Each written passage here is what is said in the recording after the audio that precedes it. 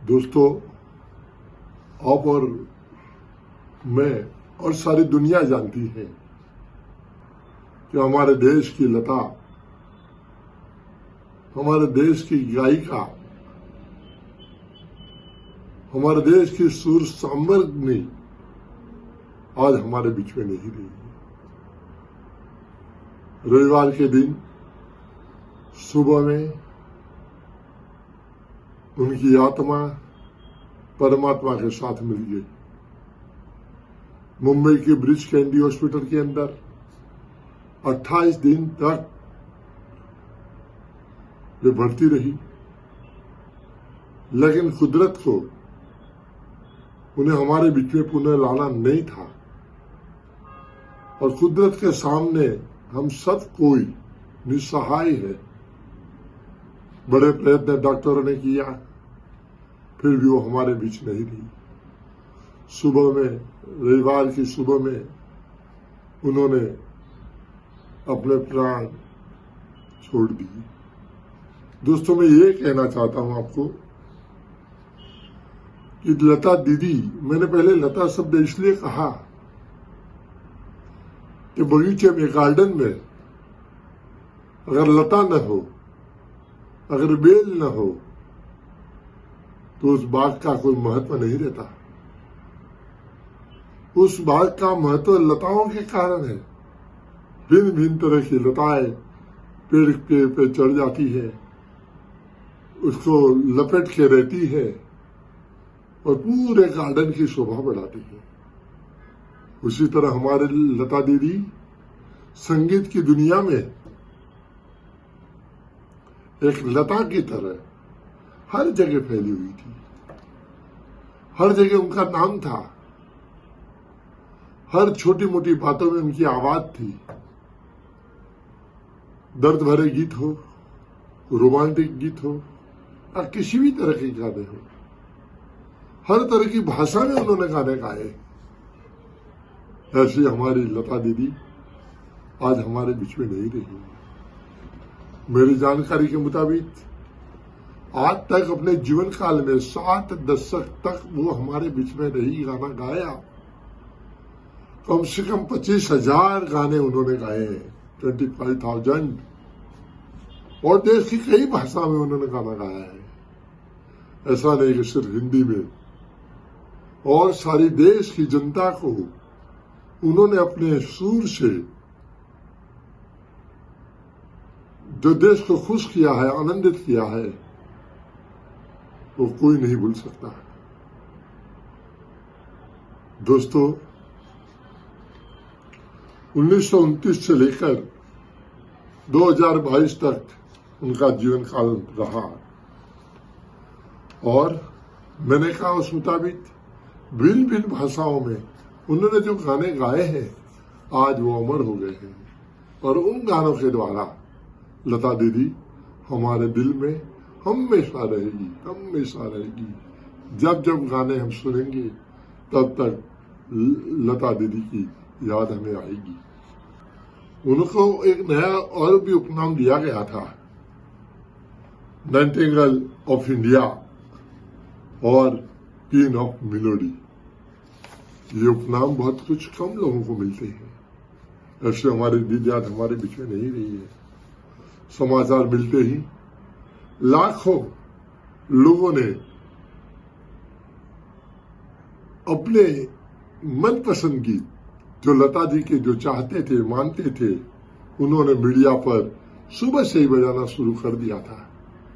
और जो भी मीडिया को, किसी को भी हम खोले तो लता दीदी के गीत ही हमें सुनाई देते थे। कहा गया है कि लता दीदी ने अपने गाए हुए गीत कभी नहीं सुने। वो अपने गाए हुए गीत सुनना नहीं चाहती थी। मैंने बीच में इसमें बारे में अभ्यास किया तो उसका एक कारण ही मिला था कि लता जी जो गाना गाती थी, अगर एक बार वो सुन लेवे तो उसे वो गाना उनको पसंद नहीं आता था। उस गाने में उन्हें कमी दिखती थी। और अच्छा गाने के लिए, और अच्छा गाने के लिए वो प्रयत्न करती थी। लेकिन जो संगीतकार है, जो फिल्म प्रोड्यूसर है, वो तो एक बार रिकॉर्डिंग हो गया सो हो गया और खुश हो जाते थे।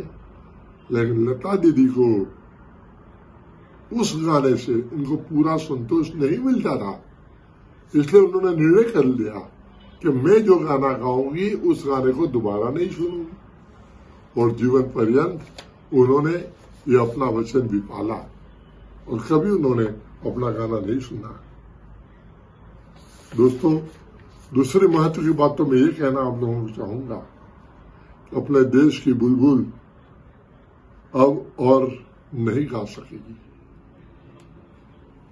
लेकिन उनकी आवाज और उनके गाने अमर है, बरसों तक रहेंगे। हम रहे या न रहे, दिखी के गाने जरूर रहेंगे और हमारे पीढ़ी दर पीढ़ी के बच्चे भी उनको सुनते रहेंगे। वो हमेशा लोगों के दिलों में रहेगी। उनके गाने और कानों से सुनते थे और हमारे दिल के अंदर वो ठहर जाते थे, दिल को खुश करते थे, आनंदित करते थे। दर्द भरे दुख गाने जब सुने तो हमें महसूस होता था मेरी ही बात है, मेरा ही दुख है। और रोमांटिक गाने अगर उनका सुने तो हमारे जीवन के रोमांटिक दिन भी याद आ जाते थे कि जैसे हम ही गा रहे हो, हम ही उस जीवन में फिर से वापस लौटे हो, ऐसा सुनने वाला महसूस करता था। उन्होंने बड़ी से बड़ी हस्तियों को भी अपने गाने से रुला दिया है।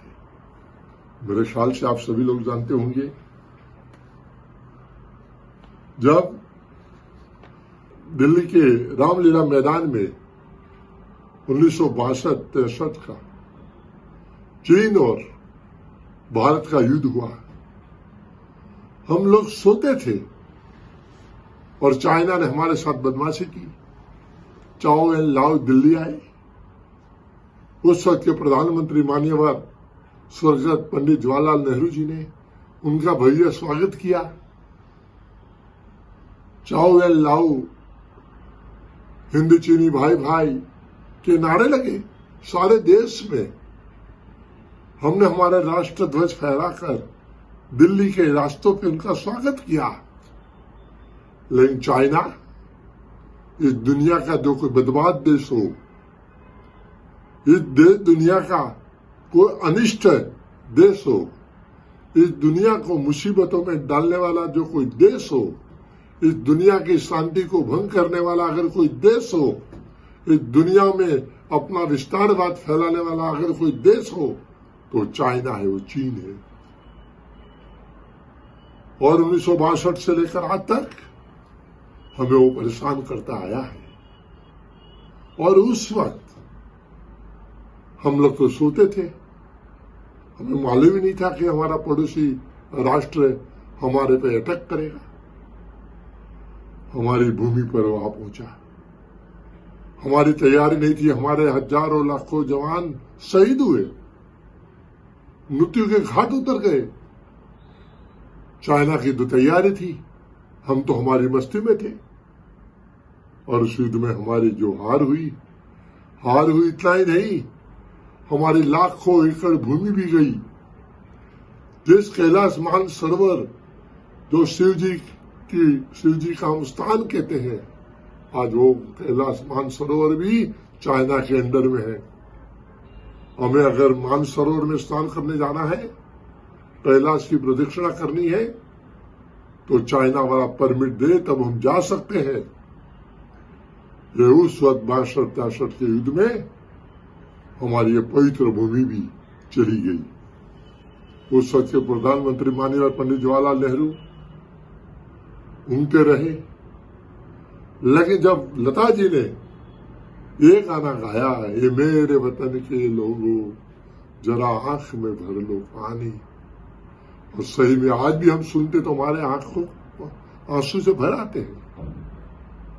और उस गाने को सुनकर उस वक्त माननीय प्रधानमंत्री पंडित जवाहरलाल नेहरू जी की भी आंखों में आंसू आ गए थे। और मेरी जानकारी के मुताबिक यही गाने पर आज के हमारे प्रधानमंत्री माननीय नरेंद्र मोदी भी अपनी आंखों के आंसू को नहीं रोक सके। उनकी भी आंखें नर्म हो गई थी, वे भी दुखी हो गए थे। ये गाना ही ऐसा है, कभी भी सुनो हमारे शहीद याद आ जाते हैं, कभी भी सुनो उनका बलिदान याद आ जाता है। और उस वक्त के जो शहीद हुए उनके परिवार ये गाना सुनकर आज भी रोते हैं, आज भी रोते हैं। वो जो इसकी पंक्तियां है मैं लंबा नहीं करना चाहता हूं, आपने और मैंने सुना है, आज भी हमारे दिल को वो द्रवित कर जाता है वो गाना दोस्तों। और मैं आगे ये बताना चाहूंगा कि लता जी ने सबसे पहले जो मैंने कहा ना, एक गाना 27 जनवरी 1963 में दिल्ली के रामलीला मैदान में गाना गाया था। उसके बाद तो हमारी दीदी गाना गाती रही। हम सबको हर तरह का गाना के द्वारा, उनकी आवाज के द्वारा हमारे दिल में हमेशा उनका स्थान है। और कुछ उनके गिने चुने गाने जो आज भी हम गुनगुनाते हैं, आज भी हमें याद आते हैं, और गाने की कुछ झलक भी हम सुनेंगे। अंत में इतना ही कहूंगा कि लता दीदी हमारे बीच में नहीं रही, लेकिन आकाश में टिमटिमाते तारों के बीच में ध्रुव तारा की तरह वो चमकती रहेगी। अपनी आवाज के द्वारा अपनी रोशनी फैलाती रहेगी। और जब भी हम गाना सुनेंगे तब लता दीदी को देखने के लिए हमें आकाश की ओर, ध्रुव की तारा की ओर देखेंगे तो जरूर लता दीदी की आवाज और उनके दर्शन होंगे। धन्यवाद।